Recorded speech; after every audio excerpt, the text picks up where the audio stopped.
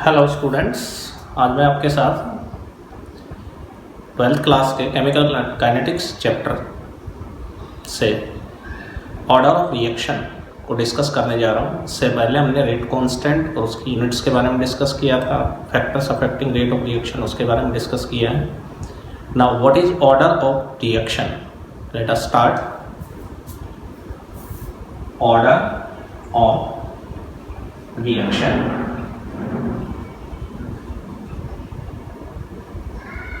Order of reaction को पढ़ने से पहले हम रेट लॉ के बारे में पढ़ेंगे, रेट एक्सप्रेशन के बारे में पढ़ेंगे, क्योंकि ऑर्डर जो रिएक्शन का दिया जाता है वो रेट लॉ या रेट एक्सप्रेशन के बेसिस पर ही दिया जाता है। Means order of reaction is a practical value. ये प्रैक्टिकली डिसाइडेड वैल्यू होती है, थ्योरेटिकल वैल्यू नहीं होती है। Now what is rate law? Rate law और रेट एक्सप्रेशन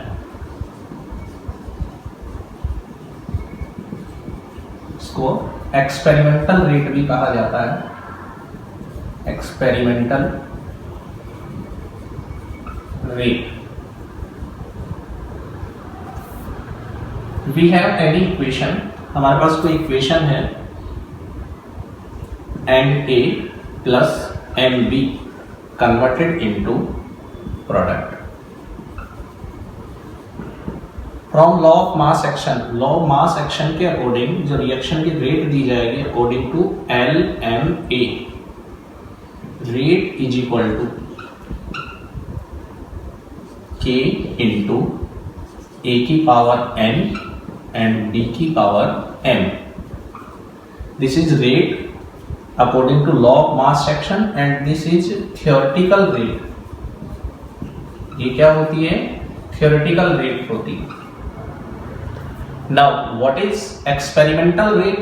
एक्सपेरिमेंटल रेट क्या होती है? जो एक्सपेरिमेंट के बेसिस पर दी जाती है, एक्सपेरिमेंटल डाटाज के पर बेस्ड होती है, दैट इज एक्सपेरिमेंटल रेट। तो एक्सपेरिमेंटल रेट जो होगी, rate is equal to K rate constant into A की पावर X and B की power Y। This is rate law और rate expression.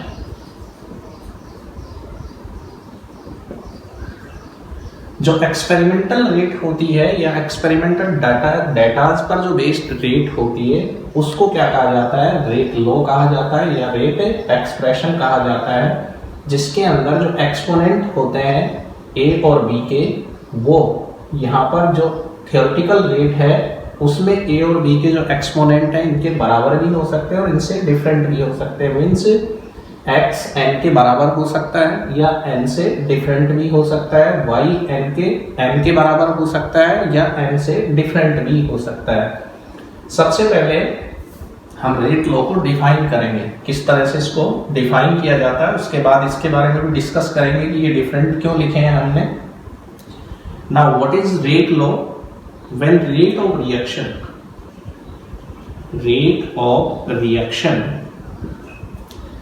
Is given in terms of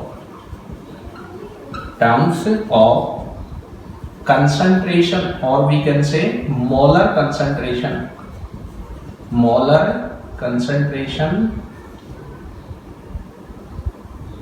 or active mass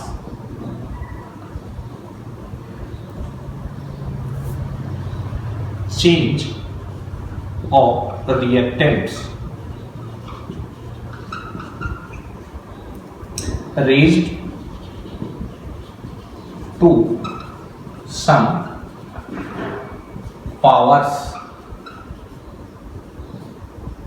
or exponents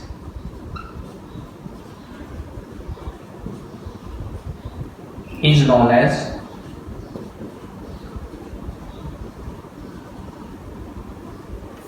rate law, and this is experimental term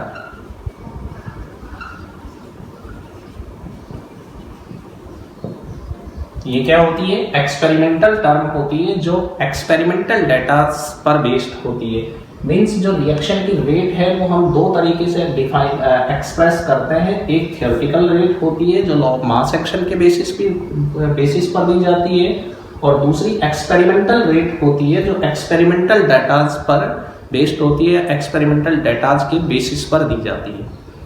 अब यहाँ पर जो experimental rate है, उस experimental rate में ए और बी के जो कॉफिशिएंट है एक्स और वाई, इन एक्स और वाई का जो सम होगा, मीन्स सम ऑफ पावर्स और exponents of molar concentration change of reactants in rate law और rate expression will be order of reaction.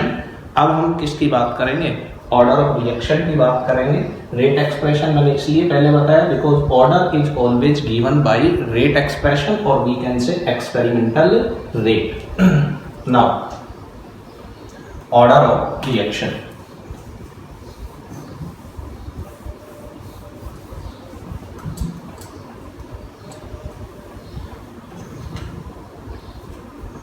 अब हम ऑर्डर ऑफ रिएक्शन की बात कर रहे हैं। ऑर्डर ऑफ रिएक्शन मैंने सेम रिएक्शन रखी है। इसमें जो ये तो है theoretical rate LMA, law of mass action पर बेस्ड है, और जो एक्सपेरिमेंटल रेट है, एक्सपेरिमेंटल रेट, वो अभी हमने लिखी थी, rate is equal to K into A की पावर X और B की पावर Y। ये एक्सपेरिमेंटल है यानी rate law.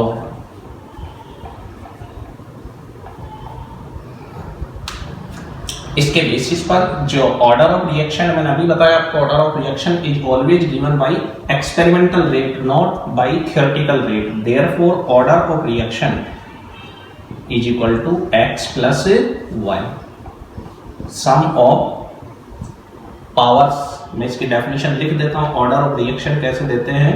It is the sum of powers और exponent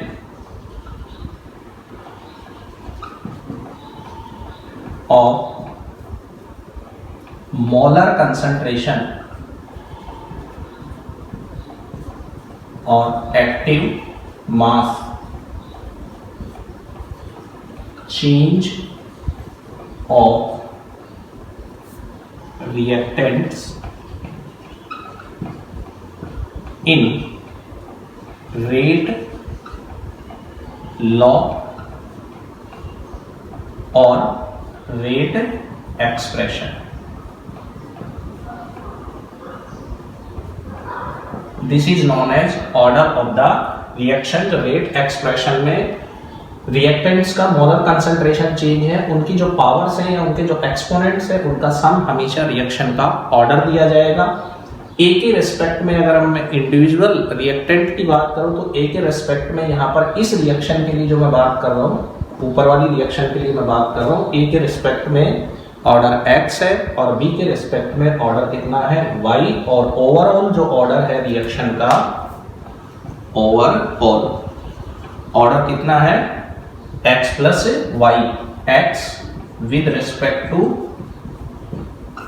A and y with respect to B। किस रिएक्शन के लिए? इस रिएक्शन के लिए हम बात कर रहे हैं, ये इसका थ्योरेटिकल रेट है और ये इसकी एक्सपेरिमेंटल रेट है। ये जो एक्सपेरिमेंटल रेट है, इसमें जो x और y को हम n और n से डिफरेंट लिख रहे हैं, उसका रीजन क्या है? क्यों हम x और y को n और n से डिफरेंट लिख रहे हैं? क्यों नहीं? यहाँ पर हमने n और m ही लिख दिया, अपन पहले ही बता दिया कि ये x इस m के इक्वल भी हो सकता है, इससे डिफरेंट भी हो सकता है, और ये y जो है इस m के इक्वल भी हो सकता है और इससे डिफरेंट भी हो सकता है। नाउ ऑर्डर ऑफ रिएक्शन जो है उसके और क्या क्या कैरेक्टरिस्टिक्स है, ऑर्डर ऑफ रिएक्शन के बारे में और क्या क्या चीजें रहते हैं? तो डेफिनेशन होगी इसकी, और दूसरी चीजें क्या है? Order of reaction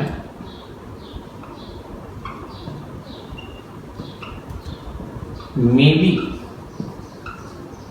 negative, may be positive, may be fractional और जीरो। रिएक्शन का जो ऑर्डर है वो नेगेटिव भी हो सकता है, पॉजिटिव भी हो सकता है, फ्रैक्शनल भी हो सकता है और जीरो भी हो सकता है। It is always zero in case of excess of reactant। Excess of reactant के केस में ये क्या होगा, जीरो होगा। अगर कोई रिएक्टेंट हमने एक्सेस में ले रखा है तो उसके रिस्पेक्ट में क्या हो जाएगा, जीरो हो जाएगा। It is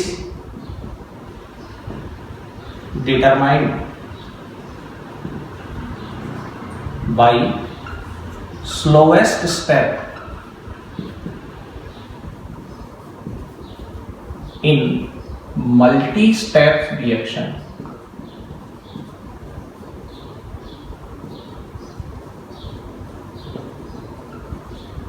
which is known as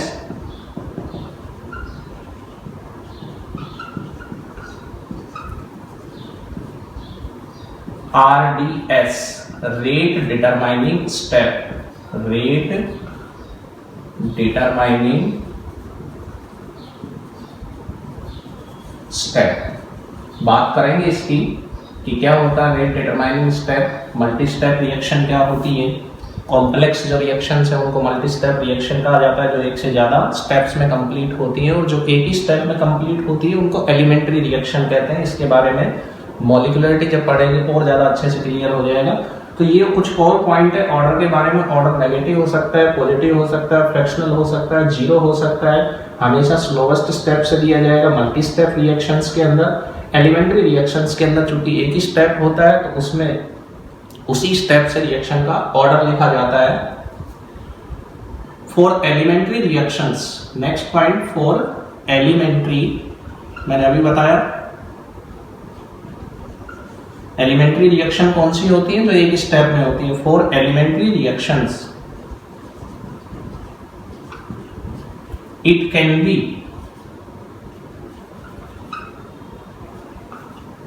equal to molecularity of the reaction।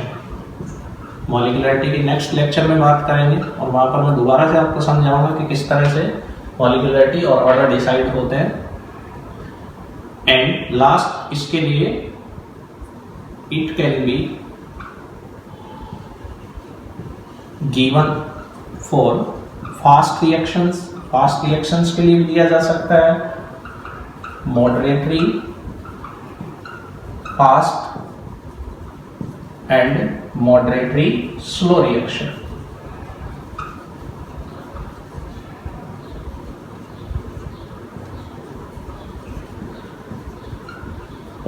तो ये कुछ पॉइंट्स है किसके बारे में, ऑर्डर ऑफ रिएक्शन के बारे में। इन सबको मैं एक एक करके क्लियर करूंगा कि now we have any equation A B be converted into product.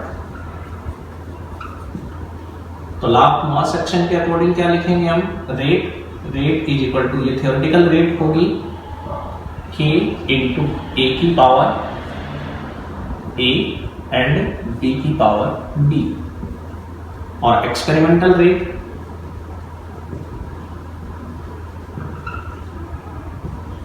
Is equal to dx upon dt।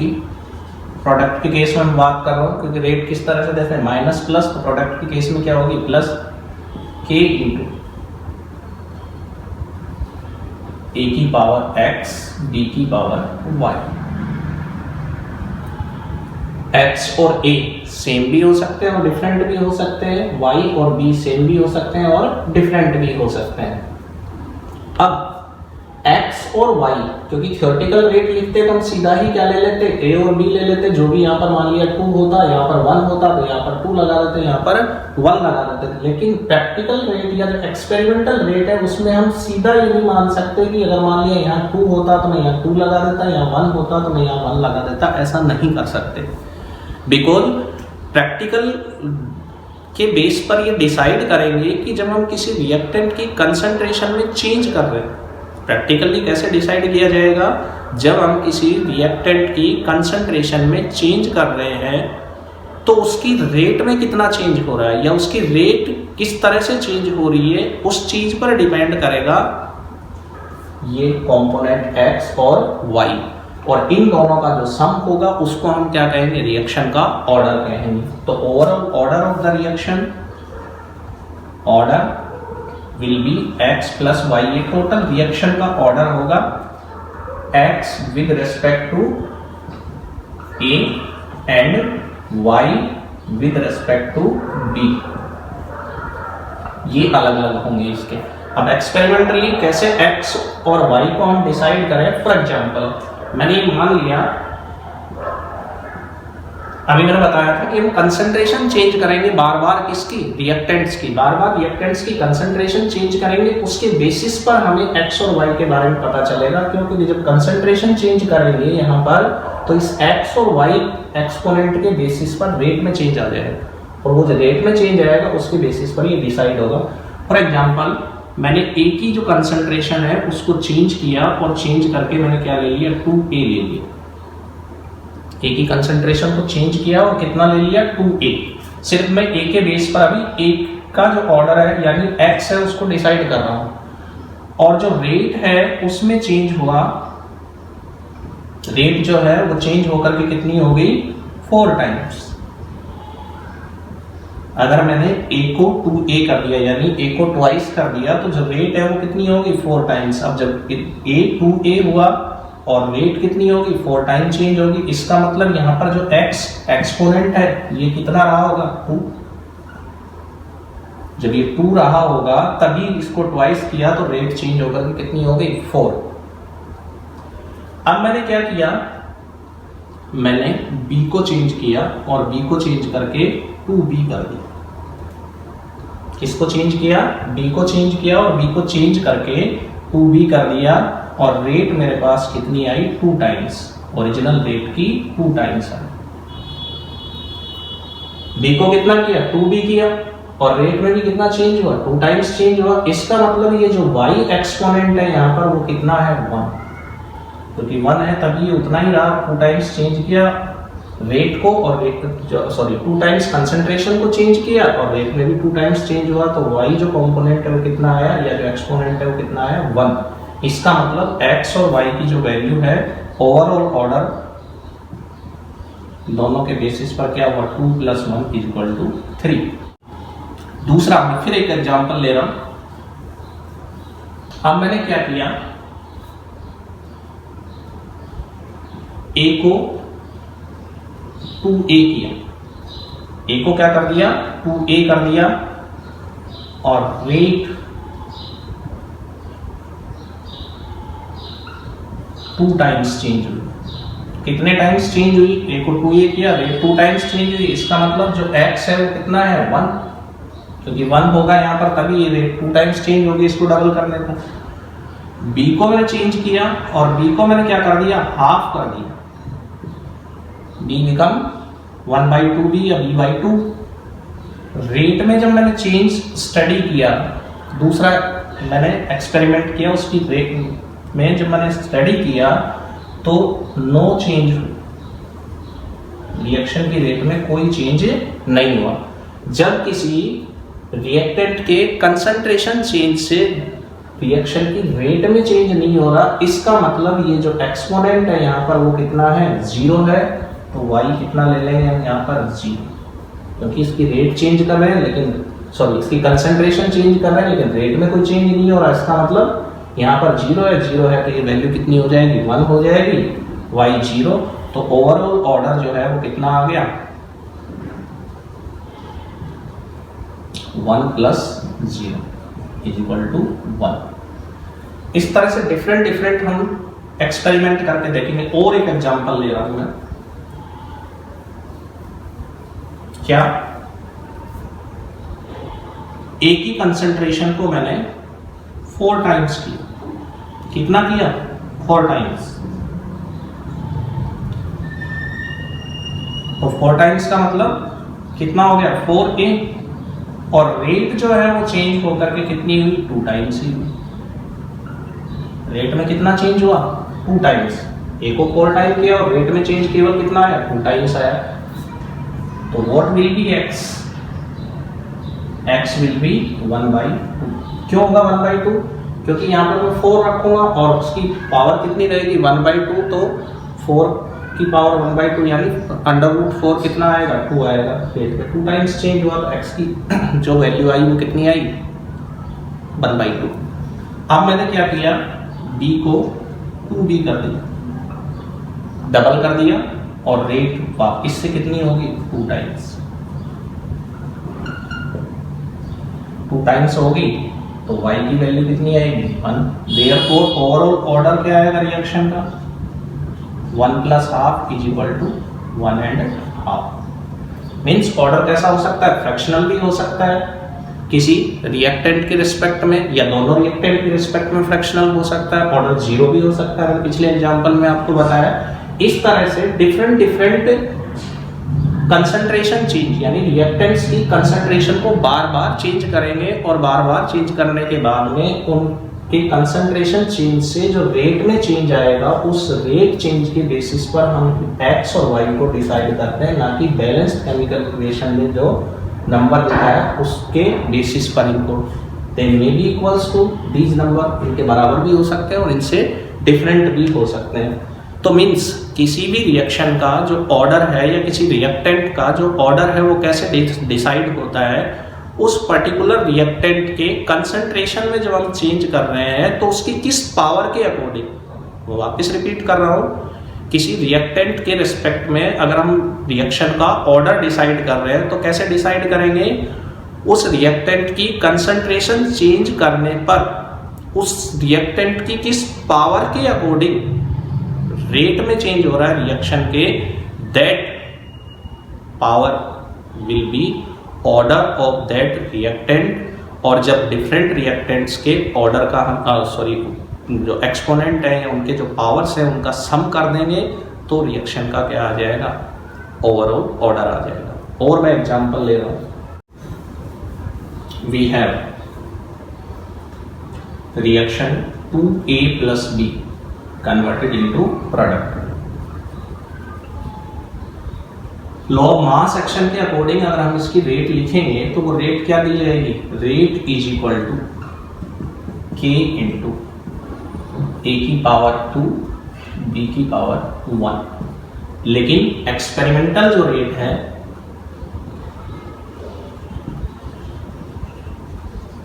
वो क्या है, रेट = K × A की पावर x और B की power y। Therefore order of the reaction, order क्या होगा x + y। तो theoretical rate के हिसाब से तो ऑर्डर कितना आना चाहिए 3 आना चाहिए, लेकिन जरूरी थोड़ी है कि इस रिएक्शन में ऑर्डर 3 आए, क्योंकि ये जो x और y है जरूरी नहीं है कि वो इस x 2 के बराबर हो और y 1 के बराबर हो। कैसे डिसाइड करेंगे, वापिस एक्सपेरिमेंट पर जाएंगे। एक्सपेरिमेंट में कैसे डिसाइड करेंगे, पहला हमने एक्सपेरिमेंट किया जिसके अंदर ए की कंसंट्रेशन को मैंने क्या कर दिया, डबल कर दिया। जब मैंने ए की कंसंट्रेशन को डबल किया तो जो रेट है उसमें जो चेंज आया, that change is 2 times. Rate जो है वो कितनी होगी 2 टाइम्स होगी। कंसंट्रेशन को डबल किया, जो रेट आई हमारे पास वो कितनी आई 2 टाइम्स ही आई। इसका मतलब x जो है वो कितना है 1। यहाँ पर x की वैल्यू कितनी है 1। इसी तरह से b को मैंने क्या किया 2b किया और रेट जो है उसके केस में कितनी आई, वहां पर भी 2 टाइम्स आई।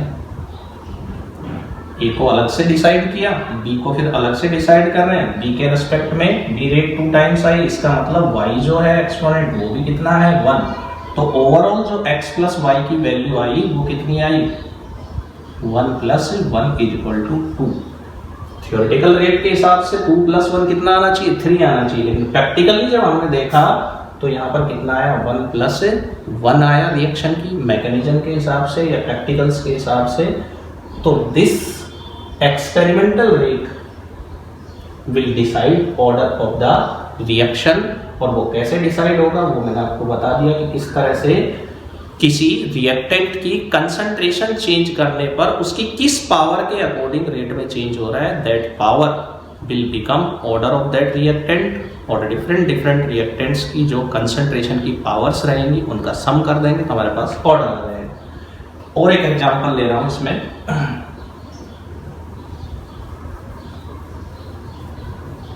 मान लिया मैंने ए को दोबारा से मैंने इस रिएक्शन को प्रोसीड करवाया और उस रिएक्शन में ए को मैंने क्या ले लिया 2 टाइम्स कर दिया, ठीक है।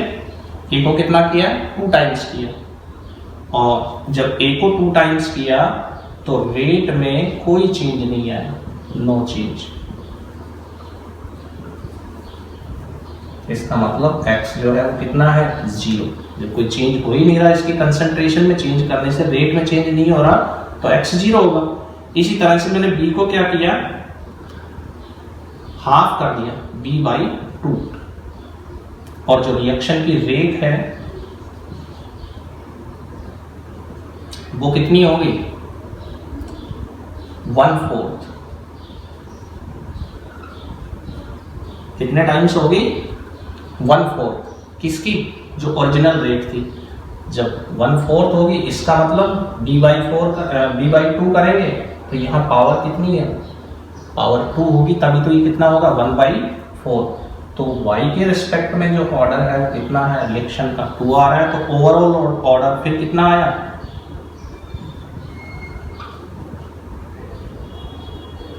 0 + 2 = 2। तो यहाँ पर 0 + 2 कितना आ गया 2। मीन्स ये जो x और y है ये जरूरी नहीं है कि ये जो बैलेंस्ड केमिकल इक्वेशन है उसके एक्सपोनेंट्स के बराबर हो, के बराबर हो भी सकते हैं और नहीं भी हो सकता है। हमने किसी रिएक्टेंट के कंसंट्रेशन में चेंज किया और कंसंट्रेशन में चेंज करने से उसकी रेट घट गई, किसकी रिएक्शन की रेट घट गई। इस केस में जो रिएक्शन का ऑर्डर है या पर्टिकुलर रिएक्टेंट के रिस्पेक्ट में जो रिएक्शन का ऑर्डर है वो कैसा हो जाएगा नेगेटिव हो जाएगा।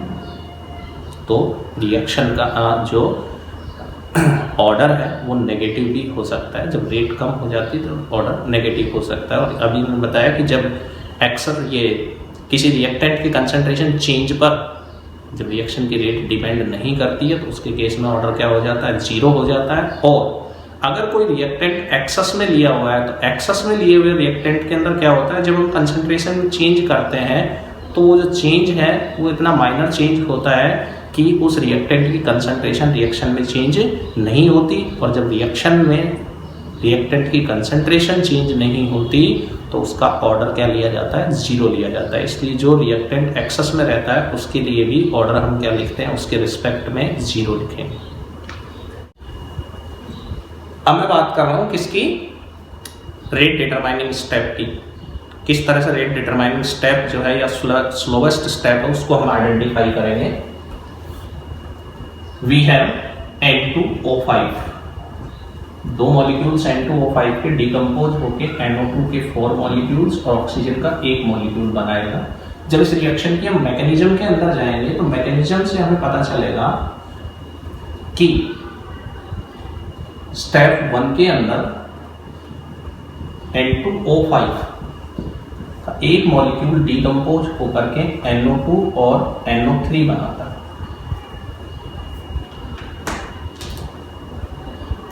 स्टेप 2 में दूसरा मॉलिक्यूल N2O5 का NO3 से रिएक्ट करेगा और ये 3 मॉलिक्यूल्स ऑफ NO2 और प्लस O2 बनाएगा।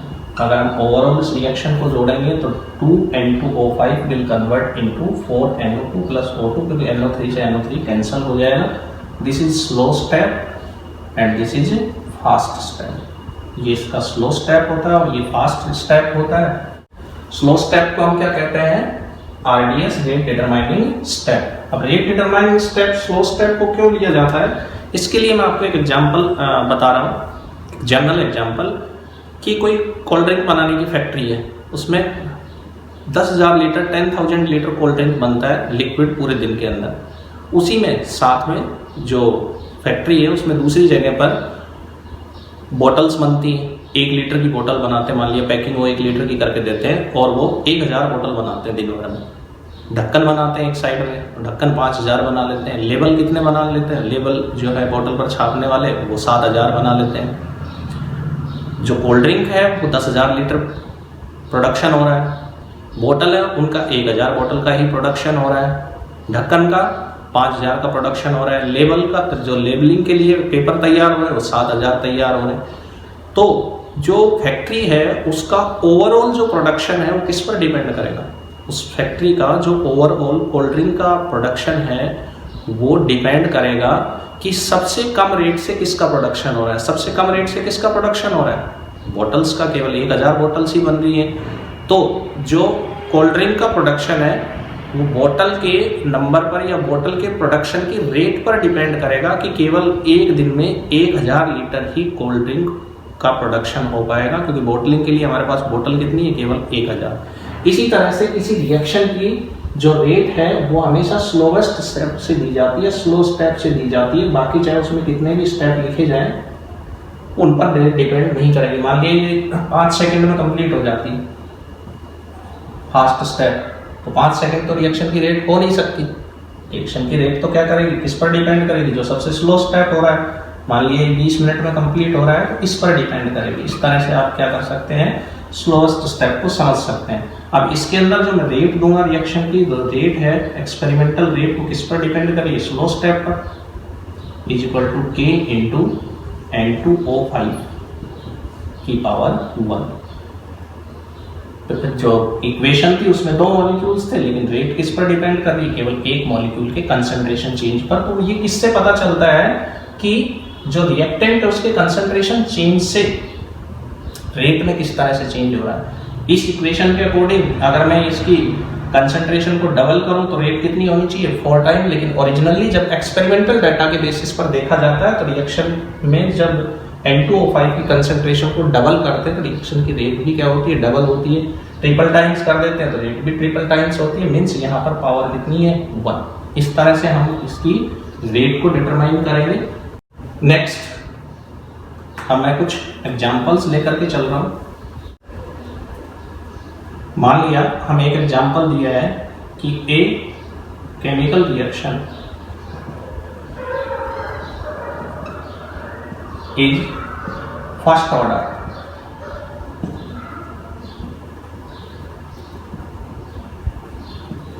with respect to A and second order with respect to B। दो रिएक्टेंट है, A के रिस्पेक्ट में क्या है? फर्स्ट ऑर्डर, और B के रिस्पेक्ट में सेकंड ऑर्डर है। Then what will be rate law और rate expression of the reaction. तो रेट एक्सप्रेशन क्या हो जाएगा? Rate is equal to K, A की पावर 1 B की पावर 2। अब इस रिएक्शन में डिफरेंट कंडीशंस लगाएंगे। केस 1 में मैंने क्या किया? If concentration of A is double, A की कंसंट्रेशन को क्या कर दिया? डबल कर दिया। इसका मतलब A become 2A। Then what will be rate of reaction? अगर A की कंसंट्रेशन को हम डबल कर देते हैं तो उस रिएक्शन की रेट पर क्या इफेक्ट होगा? Rate is equal to K into 2A, और B को हमने चेंज नहीं किया, B की पावर 2 रहेगी। देयरफॉर 2 को बाहर ले लूंगा मैं, 2 इंटू K, A की पावर 1 B की पावर 2। क्या इफेक्ट हुआ रिएक्शन की रेट पर? ओरिजिनल रेट इक्वेशन ये थी कंसंट्रेशन चेंज करने के बाद ये आई, it means rate become 2 times of the original rate. ये जो रेट है कंसंट्रेशन चेंज करने के बाद वो ओरिजिनल रेट की 2 टाइम्स होगी। इसी तरह से केस सेकंड ले लिया हमने, if B become half, B को क्या कर दिया, हाफ कर दिया, तो बी क्या आ जाएगा, b/2। Then what will be rate, क्या चेंज होगा रेट में, rate is equal to k। a में कोई चेंज नहीं किया है, b को मैंने क्या कर दिया, b/2 कर दिया, पावर 2, 1/4 उसको बाहर निकाल देंगे, तो 1/4 k, a की पावर 1 एंड b की पावर 2। ये ओरिजिनल रेट इक्वेशन है, उसका 1/4 यानी ओरिजिनल की कितनी हो जाएगी, 1/4 टाइम्स रिएक्शन की रेट हो जाएगी। इस तरह से अगर चेंज करके कंसंट्रेशन को पूछा जाता है और आपको कोई काइनेटिक्स दे दी जाती है, उसके बेसिस पर पहले तो गिवन काइनेटिक्स के बेसिस पर रेट लॉ लिखेंगे। फर्स्ट ऑर्डर है a के रिस्पेक्ट में तो a की पावर 1 लिख दिया, सेकंड ऑर्डर है b के रिस्पेक्ट में तो 2 लिख दिया। फिर हम इसकी कंसंट्रेशंस में किस तरह से चेंज हो रहा है उसको लिख लेंगे, उसके अकॉर्डिंग रेट में जो चेंज रहेगा, नई जो रेट इक्वेशन आएगी उसको और ओरिजिनल को कंपेयर कर लेंगे, 2 टाइम्स, यहाँ पर 1/4 टाइम्स। अब केस एक और लिया मैंने, दोनों को एक साथ चेंज कर दिया। Case third, if a become half and b become double, a half हो गया और b क्या हो गया, डबल हो गया। उस केस में क्या होगा, a become 2a and b become b/2, और sorry a become a/2, half है, और b become 2b। Then what will be rate, original equation ये है हमारे पास, k a/2 की पावर 1 और b 2b की पावर 2, तो क्या आ जाएगा,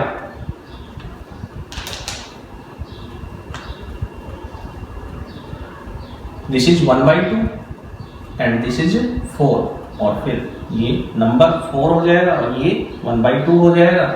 ओरिजिनल लिख देंगे a की पावर 1 और b की power 2, this is 2, means rate become 2 times of the original rate.